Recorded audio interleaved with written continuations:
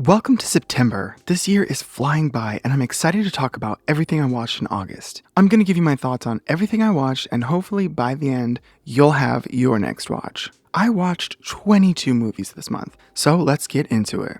I kicked off the hottest month of the year with The Righteous, directed by Mark O'Brien, 2021. A full black and white movie, The Righteous fails to find its footing. There were a couple of fantastic scenes between Mark O'Brien and Henry Czerny, but other than that, I don't know what Mark was trying to do here. I didn't mind the slow pace, but what it built up to was disappointing. It had potential. There's a ton of biblical imagery, but I just didn't like its execution. Mark has a super creative eye for film, and I feel like this is only set up for him to deliver a much better film in the future. Then I watched They Clone Tyrone, directed by Juel Taylor, 2023, a sci-fi blaxploitation psychological thriller comedy that stars Tiana Paris, Jamie Foxx, and John Boyega.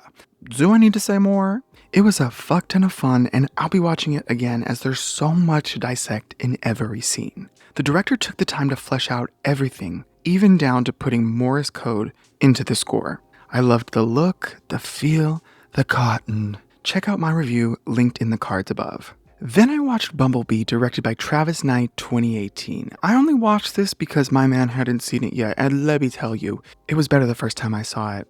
Haley Steinfeld can carry any film on her shoulders and her iconic brows, but even she can't save this script. The writer, Christina Hodson, would go on to write The Flash, so this makes a lot of sense. Most of the jokes fall flat, and the characters do a couple things that don't make any sense, but Bumblebee is such a lovable character that I'd watch anything he's in. And Haley, we love Haley in this house. It's also set in the 80s, so there's nostalgia at play that immediately warms people up to its weak script. Then I watched Funny Games, directed by Michael Haneke in 1997. I really didn't know what I was getting myself into, but holy shit, I loved this movie. It's not particularly something I'd want to watch again, but it was certainly an experience. I watched Michael's Cachet in July and found myself reading and watching breakdowns and theories after it ended that I had to go back and rewatch parts of it to fully grasp what was going on. His films play with your head by throwing the answer right in front of your face, but you don't figure it out until it's all the way over. I loved the lingering shots, the simplicity of the dialogue. Sometimes it was so simple that I wasn't sure what he was getting at, but once I understood, it made complete sense. Tension fills the air the entire time. It's bloody and it's sad. Go watch it. Then I watched Talk to Me, directed by Danny and Michael Philippou, 2023, a film with a concept so intriguing that most people didn't really know what it was about until they were sitting down and watching it. The brothers put so much love into this film, and I'm glad A24 has already greenlit a sequel. It's Gen Z horror made by film lovers who know how to get people talking. Hands down, the best horror film of the year. Then I watched The Exorcist, directed by William Friedkin, 1973. I don't know what inspired me to watch this film, as the only other time I watched it, I was bored out of my fucking mind. I'm pretty sure I watched some weird extended cut that was too long and just not as good as the theatrical cut. I'm not obsessed with the movie like some people are, but there are some really sick moments. Of course, Linda Blair's iconic performance as the possessed little girl Reagan. What's so weird about me watching this on August 5th is that William Friedkin then passed away 2 days later on August 7th, just shy of his 88th birthday on August 29th. I watched interviews and part of Leap of Faith, the documentary about the making of The Exorcist, and this man loved film. Sure, he loved making it, but he loved watching it, and that's something I'll always admire about him. Rest in peace. Then I watched The Passenger, directed by Carter Smith, 2023, a brisk indie film direct-to-digital starring the stud muffin Kyle Gallner, who was completely done dirty in Smile, and Johnny Birchtold, who's also a yummy snack, as two co-workers who go through a traumatic experience. I'm just gonna get right to it. This movie is not good. Miss Liza Weil, Bonnie from How to Get Away with Murder, makes an appearance, and even her puppy dog eyes can't save this fucking movie from being a whole pile of nothing. There were so many moments that could have gone somewhere, but it seemed like the movie had no sense of direction. Kyle plays a deranged psychopath who randomly decides to murder all of his coworkers and basically throw away his life. he spares Johnny's character's life because he has some things to teach him? If this were some weird gay romance in the vein of Bones and All, that would be more interesting than this platonic mess of a movie. They don't even know each other that well, and yet he takes the guy on a days-long joyride that left me wondering why this was made in the first place. The only thing I got out of this film was rediscovering Robbie Dupree's hit song, Steal Away. Then I watched Teenage Mutant Ninja Turtles Mutant Mayhem, directed by Jeff Rowe 2023. It was fun, the animation was beautiful, but ultimately, I don't really care about these characters. They're not something I grew up on, and let's be real, it's a toy from the 80s. I'm sure it was nostalgic for Seth Rogen and Jeff Rowe, but it wasn't anything new or life-changing. And I'm not saying that it needed to be. I'm just saying it wasn't for me. Jeff directed The Mitchells vs. the Machines, so I had high hopes for this movie that it just didn't live up to. It wasn't bad, but it wasn't good. I mean, it was good. It just wasn't great. Then I watched In From the Side, directed by Matt Carter 2022, a romantic drama with rugby at its core. I liked the look of the film, the chemistry between the two sizzling, fucking hot lead actors, Alexander Lincoln and Alexander King. Yes, they're both named Alex. A new rugby player on the B team falls in love with a studly A team player. But the catch is, they're both in relationships. One's open, one's not. It's nice to see a director lead a sports film who actually knows what it's like to play that sport, as Matt Carter played rugby for 8 years before making this film. There's also something inherently homosexual about the sport of rugby, so it just works from the start. The constant male-on-male contact, rolling in the dirt, and of course, the communal showers. The movie takes you on a roller coaster of emotions and leaves you with an appreciation for the sport and for the UK. Then I watched Talk to Me again. I made a video about it. Go watch it. Then I watched Glitch, The Rise and Fall of HQ Trivia, directed by Salima Koroma 2023. It follows HQ, which became famous for its trivia app that at one time had millions of people around the world playing at the same time every day for real money. That is, until everything inevitably came crashing down. I've watched better documentaries, but it was interesting to learn about how this phenomenon came to be and how it faded into obscurity. Another tech company that went down the drain because of the men running it. Then I watched Cobweb, directed by Samuel Bodin 2023. It had a limited release in theaters before making its way to digital, and now I know why. Yeah, it had some spooky moments, and it's set around Halloween time, which also begs the question, why not release it in October? Oh, that's right, she's a little crowded. Exorcist, 5 Nights, the whole thing. Oh, and the Eras Tour. Homelander is in it, and the kid is good, but no.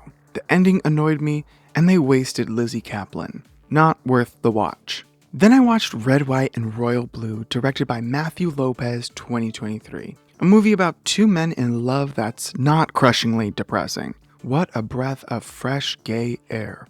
The leads have solid chemistry, the jokes are just cringe enough, and the story is surprisingly deep for a boy meets boy let's love each other romantic comedy. Taylor and Nicholas shine as Alex and Henry. It's a nearly perfect rom-com, and I made a video on it. Go watch. Then I watched Modern Times, directed by Charlie Chaplin 1936. This was my first time watching a Chaplin film in full.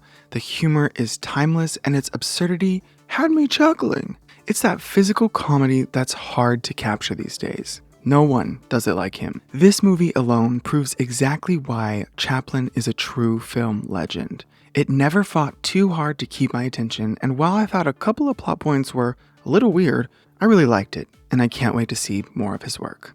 Then I watched Inside Out, directed by Pete Docter 2015. It's feel good, it's funny, it's an instant classic. The beautiful bright colors, the score, the important messages, it gets me good.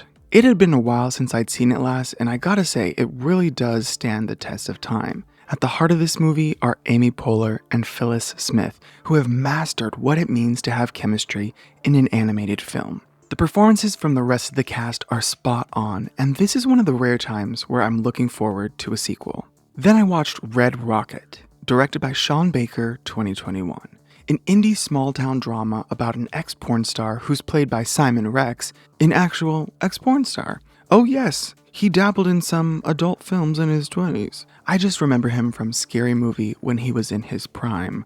Yum. Mikey tries to discover what he wants out of life after a failed career in Hollywood by using his filmography to attempt to get a dead-end job, but ends up falling in love with a 17-year-old who works at a donut shop. Creepy fuck. It doesn't help that her name is Strawberry, but maybe she'll give him some purpose? I liked this movie. It had heart, down south charm, and a stunning look to it. Shout out to cinematographer Drew Daniels, who whipped up some truly creative shots that molded how I felt about this film. Then I watched Blue Beetle, directed by Manuel Soto, 2023. When you find a charismatic lead like Jolo Maridueña, you've got to try hard to mess that up. But luckily for DC, Blue Beetle turns out to be the movie they needed years ago. It may seem like your run-of-the-mill origin action story from the outside, but on the inside, it's a warm, sweet movie about family, Latin culture, and what's really important in life. The superb visual effects, the family coming together to fight, the badass suit, it all fits together beautifully. And I did a video on it. Go check it out. Yes, I made a lot of videos this month. I'm giving you a lot of content, okay? Speaking of DC, I then watched The Suicide Squad, directed by James Gunn, 2021. I don't know what had me craving this movie, but it's a bloody good time. I think I turned it on just so I could watch Margot Robbie as Harley Quinn again. Birds of Prey was fine, but I wish we'd get another Harley movie in this vibe. James, can we make that happen? Or is Margot scrapped too? Whatever, she's busy anyway. There's a bunch more I could say, but let me leave you with this. Rats are those bitches you don't want to mess with. And I happen to be born in the year of the rat. Then I watched Lucy, directed by Luc Besson, 2014. Well, I guess even a charismatic lead like Scarlett Johansson can't carry a film with a weak script after all. I guess I got a ball change back on what I said a little bit earlier. Coming in at a brisk 89 minutes, Lucy comes up shorter than its runtime. Even Morgan Freeman couldn't save this fucking thing. Lucy had so much potential to be this John Wick-style fighting piece with the unique element of sci-fi mixed in. This film is summed up by one odd thing Lucy does in this film. She kisses the detective that's helping her. No emotion, eyes fully open, out of nowhere. It makes no sense.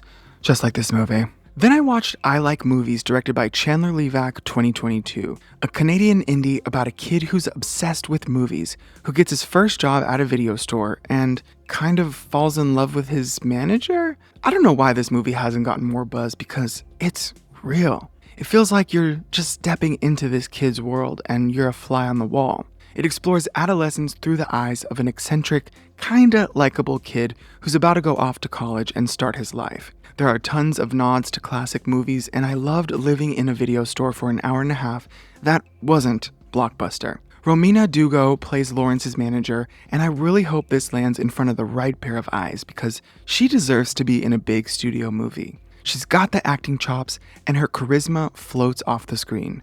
Isaiah Lettinen plays Lawrence and nails the awkward, intelligent, socially inept high school kid. Then I watched Logan's Run, directed by Michael Anderson, 1976. I watched this movie as a kid and it freaked me the fuck out. I was like, Bob, I don't want to die at 30. For all the things critics say it gets wrong is exactly what makes it the perfect product of its time. Set in the 23rd century, imagined through the lens of the 70s, it's a sexy, strange, and sparkly sci-fi thriller that makes you question everything. We need a modern remake because there are so many cool things you could do with this story. Then I watched Theater Camp, directed by Molly Gordon and Nick Lieberman, 2023. It's based on a short film they made of the same name, which basically acted as a proof of concept that got it greenlit. Fuck, this movie was funny. I laughed at so many oddly specific jokes. The references are so spot on that it touched the farthest reaches of my 10-year-old musical theater brain. The cast is stellar, the kids are phenomenal, and the story is deeper than just let's put on a musical and have cameras film it. It's the best that a mockumentary can offer and a total feel-good film that I can see myself putting on again and again. Then I may or may not have seen Mean Girls musical. I cannot confirm or deny. It's a movie musical film version of the Broadway show Mean Girls, which is a musical reimagining of the 2004 film Mean Girls, written by Tina Fey, which is based on the 2002 book Queen Bees and Wannabes by Rosalind Wiseman. I love Renee Rapp. She makes great music videos. All I can say is, what a way to end my month. And that's what I watched in August. If you could only watch 3, I'd recommend They Clone Tyrone, Blue Beetle, and Theater Camp. The 3 I would skip would be The Righteous, The Passenger, and Cobweb. This month I watched 22 movies and spent a total of 41 hours and 14 minutes devouring cinema. If you liked this video, I've got more where that came from. Check out my latest video right here. Mahalo for watching.